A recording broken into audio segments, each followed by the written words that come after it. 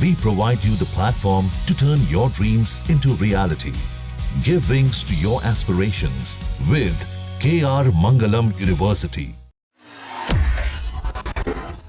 हिंदुस्तान में कोरोना के बढ़ते मामलों के बीच तमिलनाडु और उसके साथ ही गुजरात में मिले 2 नए वेरिएंट से सब परेशान हैं। हालांकि एक्सपर्ट्स ने बताया कि NB 1.8.1 और LF7 नाम के ओमिक्रॉन वेरिएंट के ये सब वेरिएंट हैं जो साल 2022 तक एक्टिव थे। ये दोनों वेरिएंट कोरोना वायरस के स्पाइक प्रोटीन में कई बदलाव करते हैं जो इसे एक व्यक्ति से दूसरे व्यक्ति में आसानी से ट्रांसफर कर सकते हैं।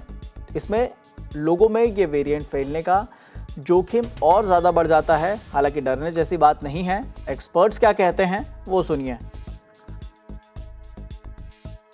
करंट सिनेरियो ये है कि कुछ केसेस में इंक्रीज़ हुआ है। कई देश के भागों में, पहले साउथ में, वेस्ट में, और अब कुछ केसेस बाकी कंट्री के पार्ट में आए हैं। लेकिन अगर मैं आपसे ये कहूँ, इस समय कोई वरी करने की इतनी कोई ज़रूरत नहीं है। सिर्फ विजिलेंट रहने की ज़रूरत है। जब भी कोई केस आते हैं, कोविड के केस बढ़ते हैं, हम 3 चीज़ें उसमें ध्यान से देखते हैं। पहला कि कितना ट्रांसमिशन हो रहा है, कितनी तेज़ी से केस बढ़ रहे हैं। दूसरा कि क्या वो इम्यूनिटी को अवॉइड कर रहा है, जो पहले से हमारी नेचुरल इम्यूनिटी बनी है और जो वैक्सीन्स हमें लगी हैं उसके बावजूद भी वैक्सीन की इम्यूनिटी बहुत इवेड हो रही है।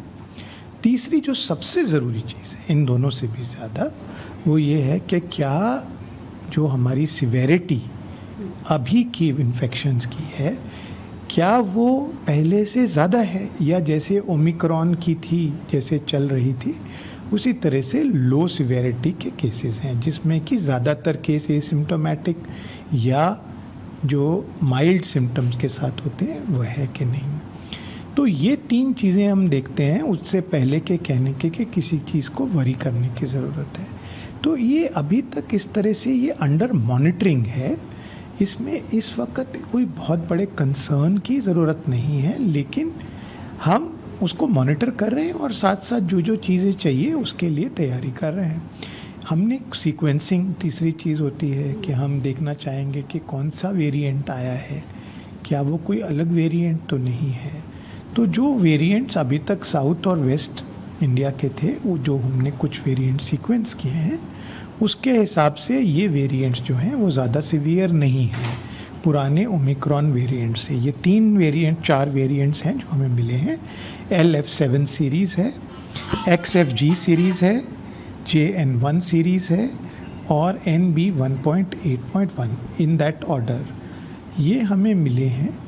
अब बाकी जगह के भी सैंपल्स को हम सीक्वेंस लगातार कर रहे हैं और अगले रिजल्ट्स 1-2 दिन में आ जाएंगे। उससे ये पता चलेगा कि कोई नया वेरिएंट तो नहीं है। लेकिन जो सबसे इम्पॉर्टेंट चीज़ मॉनिटरिंग की होती है वो ये है कि व्हाट इज़ द सिवियरिटी, कितना सिवियर केसेस हो रहे हैं।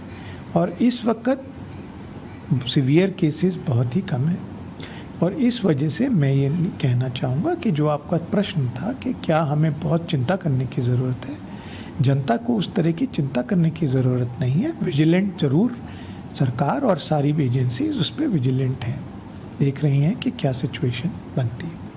सर, अगर हम बात करें या प्रिकॉशंस लेनी चाहिए अभी जो सिनेरियो है उसको देखकर, तो क्या रिपोर्ट? मेरे हिसाब से जो यूजुअल प्रिकॉशंस हैं वही लेनी चाहिए। कोई हम एनहेंस्ड प्रिकॉशन की जनता के लिए अभी बात नहीं कर रहे हैं।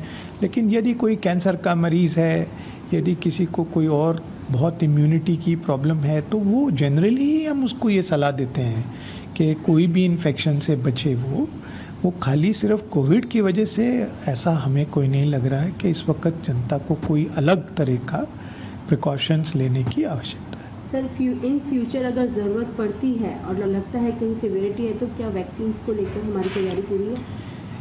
अगर ज़रूरत पड़ती है और अगर मान लीजिए कि सिवियरिटी होती है, उस समय पे 2 चीज़ें होती हैं कि क्या पुरानी वैक्सीन काम करेगी उस सिवियरिटी को कम करने के लिए, या कि हमें कोई नए वेरिएंट अगर ऐसा आया, भगवान ना करे कभी ऐसी सिचुएशन हो कि कोई नया वेरिएंट आ जाए, तो हमारे पास वो भी एबिलिटी है कि हम नई वैक्सीन बहुत ही जल्दी तैयार कर सकते हैं। अब हमारे पास कुछ ऐसे प्लेटफॉर्म्स हैं जिसके ऊपर कुछ भी नई वैक्सीन, कोई भी नया वेरिएंट अगर ज़रूरत पड़े, पर मुझे नहीं लग रहा कि इस वक्त कोई ज़रूरत है, लेकिन तैयारी करना सबसे ज़रूरी है।